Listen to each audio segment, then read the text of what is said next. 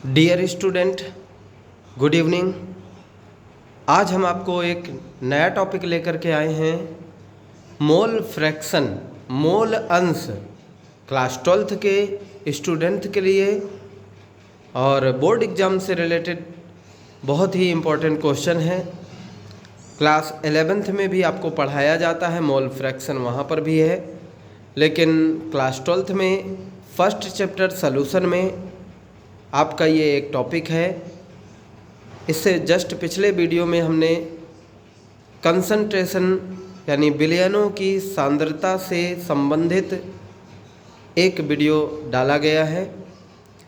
आज भी विलयन की सांद्रता से संबंधित ये टॉपिक है जो फर्स्ट लेसन में सॉल्यूशन चैप्टर पर है।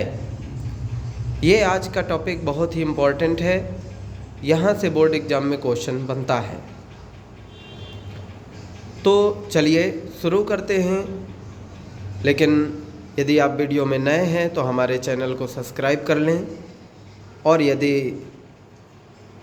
इस चैनल की सदस्यता ले चुके हैं तो वीडियो को लाइक ज़रूर कर दें, और अपनी सहमति और कमेंट से आप अपनी जानकारी और बढ़ा सकते हैं। कोई भी क्वेरी हो आप कमेंट करके डाल दें, हम कमेंट रीड करते हैं और आपके जानकारी आपके वीडियो को देंगे। तो क्वेश्चन ये है कि अवयवी जो मोल अंश होता है, पहले हम लोग समझेंगे मोल अंश क्या है। तो एक सिंपल सा टॉपिक है। सपोज करिए 10 छात्र हैं एक क्लास में, 10 छात्र हैं एक क्लास में, और कहा जाए कि सब लोग चंदा दीजिए, कुछ रुपए इकट्ठे करते हैं और सब लोग समोसा लाते हैं, मिल बांट करके समोसा खाते हैं। तो यहाँ पे स्टोरी ये है कि सपोज करिए 10 स्टूडेंट ने पैसा दिया। तो किसी ने 5 रुपये दिया, किसी ने 8 रुपये दिया, किसी ने 10 रुपये दिया। इस तरीके से समोसे इकट्ठे कर दिए गए पैसे लेकर के। जितने भी समोसे आ गए, 10 लोग थे, सभी ने पैसा दिया, लेकिन किसी ने 2 रुपये दिया, किसी ने 6 रुपये दिया, किसी ने 5 दिया, किसी ने 8 दिया। और इस तरीके से जो समोसे आए, 10 समोसे आ गए। तो मैथ तो ये कहती है कि 10 समोसे हैं, 10 लोग हैं, तो सभी को एक एक समोसे दे दिए जाएं। बट केमिस्ट्री कहती है कि जिसने जितना रुपया मिलाया है उसके हिसाब से बंटवारा होगा। तो इसी बंटवारे के लिए हम लोग कैसे कैलकुलेट करते हैं, तो आप एक सिंपल सी लैंग्वेज जानते होंगे कि जैसे सपोज करिए मैं यहाँ पे एग्जांपल को समझाना चाह रहा हूँ कि टोटल समोसे इतने इकट्ठे हुए, टोटल समोसे या टोटल रुपए इतने इकट्ठे हुए, लेकिन उनमें से एक व्यक्ति ने कितना दिया, क्योंकि किसी ने 5 दिया, किसी ने 6 दिया, किसी ने 2 दिया। तो सपोज करिए जिस व्यक्ति ने 2 दिया है, मैं उसके लिए बात करूं, तो सपोज करिए ये 2 है, तो 2 रुपया दिया गया, लेकिन टोटल कितना इकट्ठा हुआ है वो यहाँ रख दिया जाएगा।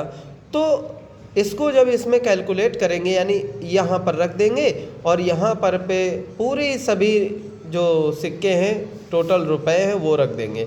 सपोज करिए 20 रुपये इकट्ठा हुए और इसने 2 रुपये दिया, तो 2/20 कर देंगे और 1/10 कैलकुलेट करके 0.1 निकलेगा, 0.1 निकलेगा। यानी कह सकते हैं कि वो जो 20 रुपये थे, 20 में से उस एक व्यक्ति का कितना हिस्सा है।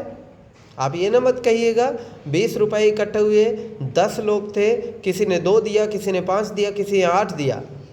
तो अगर हम कहते हैं एक व्यक्ति ने 10 रुपये दे दिया, तो उसका हिस्सा क्या होगा, तो यहाँ पे 10 रुपये रखेंगे, टोटल में 20, 1/2 हिस्सा, यानी पहले ही उसका आधा हिस्सा हो जाएगा। 20 में से आधा तो उसने ही दे दिया। इसी प्रकार से यहाँ पर हम लोग मोल अंश की बात करेंगे। सपोज करिए मैं एग्जांपल ले रहा हूँ कि मान लीजिए यहाँ पर एक सॉल्यूशन में, यानी सॉल्यूशन तो हो ही जाएगा जब ए और बी को आपस में मिक्स कर दिया गया, तो ए मिक्स है, बी मिक्स है आपस में, यानी सॉल्यूशन बन गया। ये हम मान लेते हैं ए आपका सॉल्वेंट है, विलायक है, ये विलेय है यानी ये घुल गया है, सपोज करिए। चलिए अब हम कहें कि सपोज करिए ये विलायक है, इसका मोल अंश, इसमें मोल अंश कितना है, इसका हिस्सा कितना है, यहाँ पे इसका हिस्सा कितना है। जायज़ सी बात है, पूरी मात्रा कितनी है उसमें से इसकी मात्रा कितनी है, वही तो मोल अंश हुआ, वही तो हिस्सा हुआ। पूरा इसमें क्या क्या चीज़ पड़ा है, टोटल कितना है और उसमें से इसने कितना दिया, वही तो इसका हिस्सा हुआ।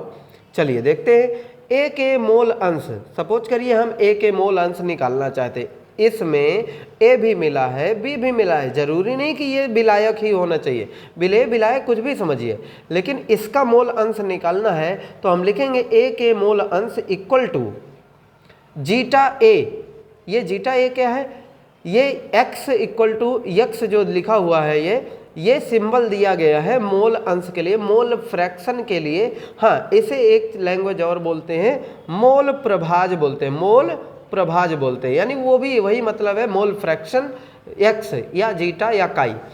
यहाँ पर a है क्योंकि हम a क्या निकाल रहे हैं, तो a के मोलों की संख्या नहीं निकाल रहे हैं, a के मोल अंश निकाल रहे हैं। तो हम मोल अंश निकालने के लिए हम पहले निकालेंगे a के मोल कितने, यानी a के यहाँ पर मोल कितने पड़े हैं वो हमने लिखा, प्लस नीचे बटे में लिखेंगे हम वो चीज़ लिखेंगे, हमने कहा यहाँ पर टोटल कितना है, टोटल कितना है वही चीज़ यहाँ पर लिखी जा रही है। ए के भी मोल अंश लिखे जा रहे हैं प्लस बी के भी मोल अंश लिखे जा रहे हैं। जो बी के मोल टोटल पड़े हैं, जो ए के मोल टोटल पड़े हैं, सबको टोटल ऐड कर देंगे और इसमें केवल इस चीज़ का डिवाइड करवाएंगे जहाँ से हमें निकालना है। ए के निकालना है तो a बटे a प्लस बी हो गया, अगर b का निकालना होता तो भी a प्लस बी नीचे तो रहता ही रहता, क्योंकि यहाँ पे जो सलूशन है उसके मोलों की संख्या हमें चाहिए, तो a और b दोनों मिलकर के मोलों की संख्या कैलकुलेट करके यहाँ लाएंगे।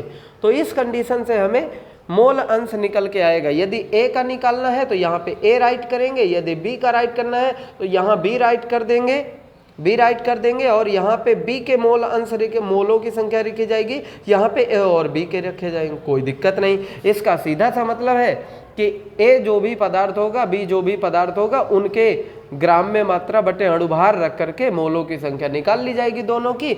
एक के मोल अंश निकालना है तो दूसरे का एक का मोल अंश यहाँ रख के दोनों के मोल अंश को जोड़ करके कैलकुलेट करेंगे, आंसर आ जाएंगे। तो इस तरीके से ये आपका मोल अंश से रिलेटेड टॉपिक था। और इससे ऊपर जो आपका ये टॉपिक है पीपीएम में व्यक्त सांद्रता, इसको हम नेक्स्ट वीडियो में लाने वाले हैं। Thank you.